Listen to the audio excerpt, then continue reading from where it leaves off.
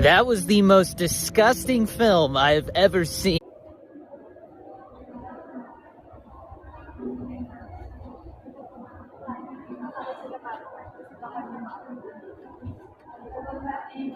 Yes, it's the most disgusting film I have ever seen.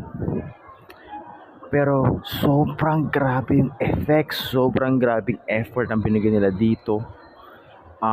The acting, great.